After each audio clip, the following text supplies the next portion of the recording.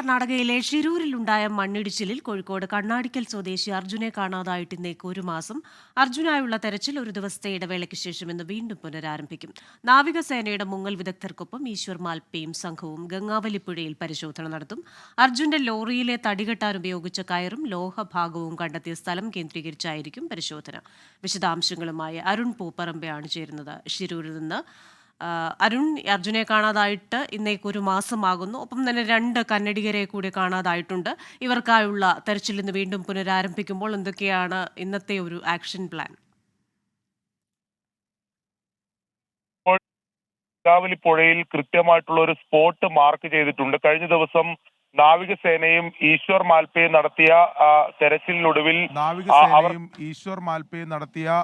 തെരച്ചിലിനൊടുവിൽ അവർക്ക് കൃത്യമായ ഒരു സ്പോട്ട് കണ്ടെത്താൻ സാധിച്ചിട്ടുണ്ട്. അർജുൻ ഓടിച്ചിരുന്ന ലോറിയിൽ തടി കെട്ടിയിരുന്ന കയറും അതോടൊപ്പം തന്നെ ലോഹഭാഗവും ആ ഒരു സ്പോട്ടിൽ കണ്ടെത്തിയിട്ടുണ്ട്. അത് പോയിന്റ് 1, പോയിന്റ് 2 എന്ന രീതിയിൽ നാവികസേന തിരിക്കുകയും ആ ഒരു സറൗണ്ടിലാണ് നിലവിൽ ഇപ്പോൾ നാവികസേന അത് മാർക്ക് ചെയ്തിട്ടുള്ളത്. ആ മാർക്ക് ചെയ്ത സ്പോട്ട് കേന്ദ്രീകരിച്ചായിരിക്കും ഇനിയുള്ള ദിവസങ്ങളിലെ തെരച്ചിൽ എന്നതാണ് നേരത്തെ തന്നെ ദൗത്യ സംഘത്തിലുള്ളവർ പറഞ്ഞിട്ടുള്ളത്. ജില്ലാ ഭരണകൂടവും അത് തന്നെയാണ് പറയുന്നത്.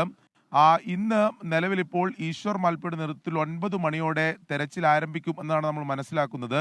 നാവികസേനയുടെ തെരച്ചിൽ ജില്ലാ ഭരണകൂടത്തിന്റെ ക്ലിയറൻസ് ലഭിക്കേണ്ടതുണ്ട് എന്നതാണ് നമുക്ക് ഇപ്പോൾ പുതിയതായി ലഭിക്കുന്ന വിവരം. അതായത് നിലവിൽ ഡ്രഡ്ജർ എത്തിക്കാതെ ഈ പുഴയുടെ അടിത്തട്ടിലെത്തിയുള്ള പരിശോധനക്ക് പ്രായോഗികമായിട്ടുള്ള ചില പ്രശ്നങ്ങളുണ്ട്. വലിയ മണ്ണും കല്ലുകളും അതോടൊപ്പം തന്നെ മരത്തിന്റെ അവശിഷ്ടങ്ങളൊക്കെ ഉണ്ട്. ഇവ നീക്കം ചെയ്യാതെ ഈ അടിത്തട്ടിൽ കൂടുതൽ ആഴത്തിലേക്കുള്ള പരിശോധന തെരച്ചിൽ സാധ്യമാവില്ല എന്നതാണ് നിലവിൽ നേരത്തെ തന്നെ ദൗത്യ സംഘത്തിലുള്ളവർ പറയുന്നത്.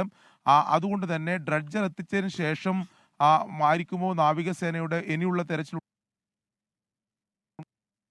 മണിയോടെ തെരച്ചിൽ ആരംഭിക്കും എന്നതാണ് നിലവിൽ അറിയിച്ചിട്ടുള്ളത്. നാവികസേന ഇന്ന് തെരച്ചിൽ ഇറങ്ങുമോ എന്ന കാര്യത്തിൽ അല്പം വ്യക്തത കുറവുണ്ട്. അതുമായി ബന്ധപ്പെട്ട് ജില്ലാ ഭരണകൂടം അനുമതി ലഭിച്ചാൽ മാത്രമേ നേവി ഇന്ന് തെരച്ചിൽ ഇറങ്ങൂ എന്നതാണ് നമുക്ക് ഒടുവിലായി ലഭിക്കുന്ന വിവരം. സ്മിത നൽകിയത് ഷിരൂരിൽ നിന്ന് അരുൺ പൂപ്പറമ്പയാണ്.